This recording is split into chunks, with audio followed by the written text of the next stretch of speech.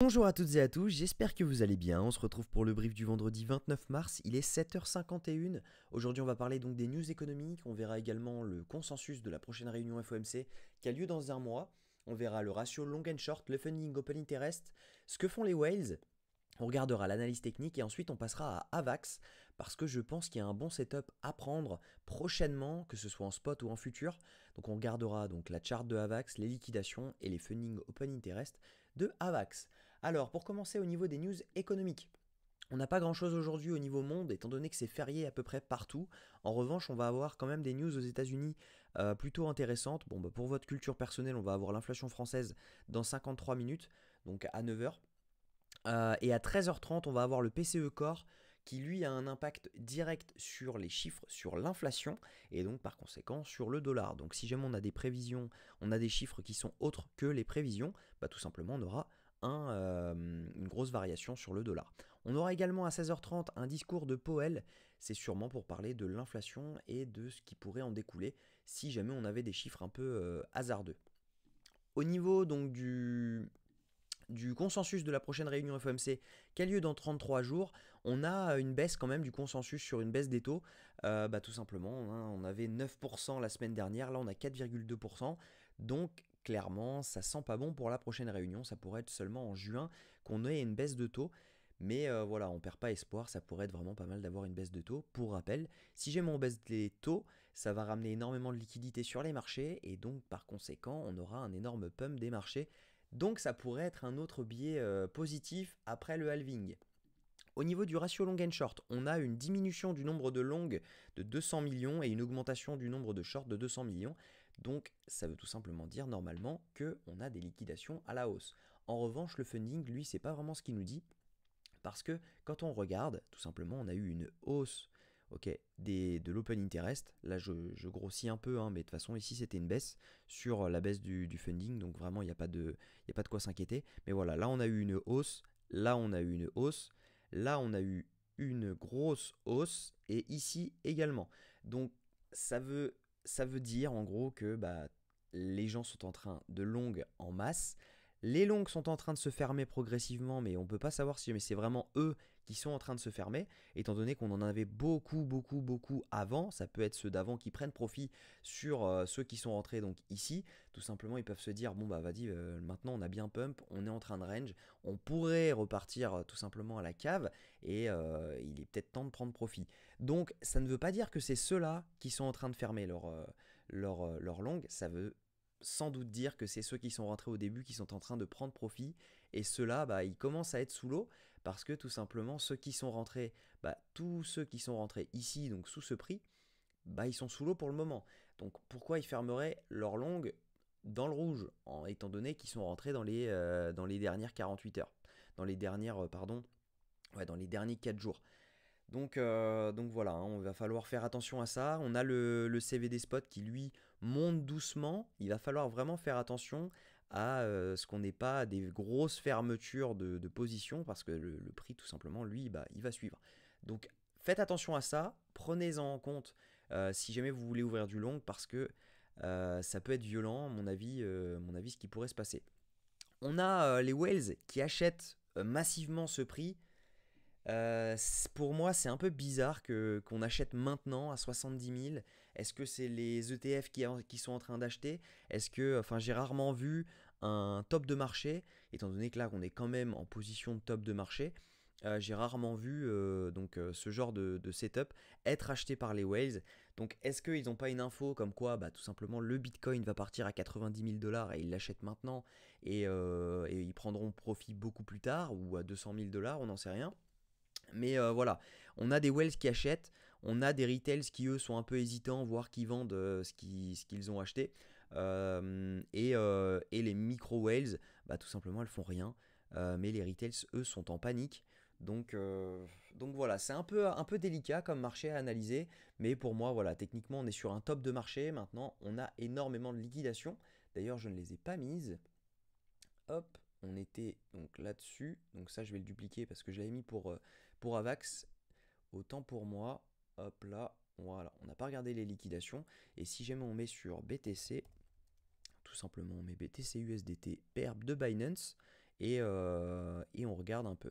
Donc si jamais on se met sur 3 mois, on voit qu'on a des liquidations qui sont énormes autour des 50 000. On a quand même pas mal de liquidations à la hausse qui montent jusqu'aux 75 000, 74 000. Donc ça pourrait faire sens de pump pour dump ensuite. Maintenant, on a quand même pas mal de liquidations à la baisse quand on réduit un peu la time frame. Sur un mois, on a pas mal de gens qui ont short tout ce mouvement, hein, à chaque fois on est venu les chercher. Actuellement on est quand même en tendance bullish si jamais on regarde à court terme, hein. Donc il faut y faire attention, on n'est pas à l'abri de faire une mèche à 75 000 pour ensuite pouvoir venir rect tout le monde. Si jamais on regarde sur une semaine, on a pas mal de liquidations qui se trouvent aux 72 000, qui montent vraiment jusqu'aux 74 000, donc c'est pareil. Mais en revanche, on a pas mal de liquidations qui pourraient descendre jusqu'aux 62 000. Donc il faut vraiment y faire attention, tout simplement. En 3 jours, c'est pareil, on a des liquidations à 72 259. On n'est pas à l'abri donc de faire une mèche haussière, puis une mèche baissière. Donc si jamais on regarde techniquement, hop, donc je vais revenir techniquement. Si jamais on regarde, tout simplement, c'est des liquidations qui sont ici. J'enlève mon aimant. Elles sont, hop, autour des 72 000, donc en fait, elles sont ici.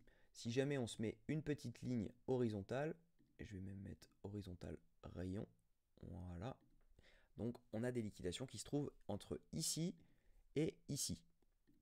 Donc ça ferait sens de venir faire une mèche haussière juste ici, voire au-dessus, hein, voire aux 74 500. Moi j'ai un petit ordre qui traîne en futur ici pour le short parce que à mon avis on va juste faire un plus haut et ensuite repartir. On verra ensuite ce qui se passera.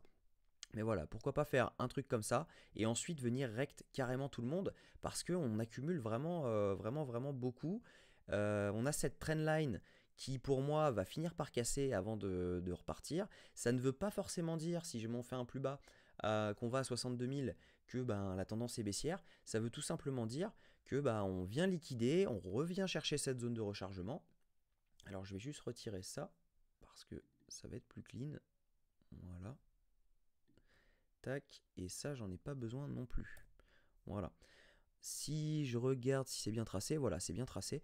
Donc en fait, on pourrait tout simplement venir faire quelque chose comme ceci. C'est pas vraiment à prendre à la légère parce qu'on a vraiment énormément de liquidations à 50 000. Ça ne veut pas dire qu'on ne peut pas aller aux 86 000 avant, mais moi je pense qu'on peut vraiment mettre des ordres spot autour de cette zone parce qu'à mon avis, on va venir les chercher dans le courant de l'année, au moins avant l'été. C'est pas impossible. Ça ne veut pas dire qu'on ne peut pas continuer à pump. Actuellement, à court terme, on est bullish, hein. Mais voilà, moi les datas, elles me disent fais attention quand même. On a des fundings qui sont assez élevés.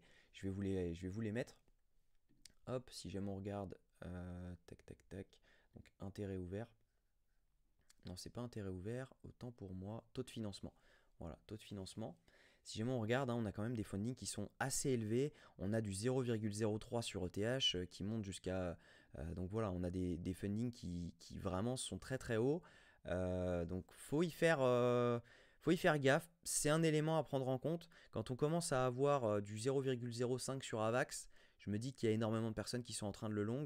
Les fundings, pour rappel, c'est la différence de prix qu'il y a entre le spot et les futurs. Et les exchanges montent les frais pour pouvoir convaincre les gens d'équilibrer ce prix. Et là, on a une différence quand même de 0,05% en termes de frais sur AVAX. Donc c'est assez violent. Il faut y faire attention à ça. Voilà. Donc moi, je pense qu'on va venir liquider à la hausse, tout simplement, comme ceci. Et ensuite, on va pouvoir dump tranquillement. Maintenant, est-ce que ça va tenir? Ça, on n'en sait rien, mais il faut savoir qu'il y a énormément de liquidation. Donc si jamais on commence à pump sans avoir liquidé en dessous, attendez-vous à ce que c'est un pump and dump. Si jamais on dump directement et que on n'a pas liquidé au-dessus, on va les garder pour plus tard et on va venir les liquider derrière. Donc ça peut tout simplement faire un truc comme ceci et derrière on repump tout et on va break les 90 000. Ça, on n'est pas à l'abri de le faire. Donc ça va être en fait le premier mouvement que le marché va nous donner le suivant. Donc voilà. Alors sur AVAX, tout simplement, ce que j'ai repéré, c'est on a une ligne de tendance qui est clairement en train de lâcher. On a eu, donc là on a deux trendlines. Il y en avait une que j'avais placée sur mon ordi, sur mon téléphone, pardon. Donc c'est celle-ci qui doit être, non, c'est celle-ci qui est mal placée. Voilà, on voit hein, qu'on a eu 1, 2, 3, 4, 5, 6, 6 touchettes. Et là, on est en train de jouer avec et on est en train de partir dessous. Il faut savoir un truc, c'est qu'on a des liquidations qui se trouvent ici, ok, ici. Donc tous les plus bas, c'est là où il y a des SL. Ici, là, on avait un equal low, triple equal low même, si on regarde là, hein. Là, on avait un triple equal low. Voilà, on a des liquidations ici et on a des liquidations ici. Donc, ça peut faire du sens, tout simplement, de venir break cette trendline et derrière, rebond parfaitement dans la zone ETE, sachant que si jamais je mets mon petit indicateur, ici on a un FVG, donc ça peut clairement venir le chercher et derrière pouvoir repartir tranquillement. Donc moi ce que j'ai fait, c'est que tout simplement j'ai mis un short futur sans levier, ok, donc vraiment levier 1, et derrière je vais reverse ma position ici, donc j'ai un ordre limite en achat spot, juste ici, donc autour des 45,50, 45,60. Ça peut être ultra intéressant comme zone d'achat parce que derrière, ça peut repartir directement autour des 94 $, ce qui est la zone de rechargement de short à long terme. Moi, ce que je pense, c'est qu'on va venir la chercher très prochainement, cette zone. Et ce qui peut être intéressant maintenant, c'est de trouver une entrée en spot pour pouvoir tout simplement la target. On serait sur un x2, donc c'est plutôt intéressant et ça va aller très très vite, je pense. À mon avis, on peut au courant avril venir chercher les 94 $. Pour rappel, hein, si jamais on dump maintenant, ça ne veut pas dire qu'il faut paniquer, qu'il faut sortir tout son argent, etc. Ça y est, c'est fini, etc. Non, tant qu'on ne perd pas les 33 $, vous allez me dire c'est une chute de 50%, mais en attendant, on est en crypto, on n'est pas sur les marchés tradis. On a de la volate, ça arrive souvent. Tant qu'on ne perd pas les 33 $ avec une clôture daily dessous, il n'y a aucun moyen de paniquer, vraiment. Donc moi ce que je pense c'est qu'on va venir tout simplement chercher ce FVG qui se trouve autour des 45-44 $, voire entre 44-46 $. Et derrière on va venir chercher les 94 $. Donc voilà, moi j'ai un ordre en spot, je vous conseille pas parce que je ne suis pas conseiller financier, mais voilà, si vous voulez faire la même, je pense que c'est une très bonne entrée.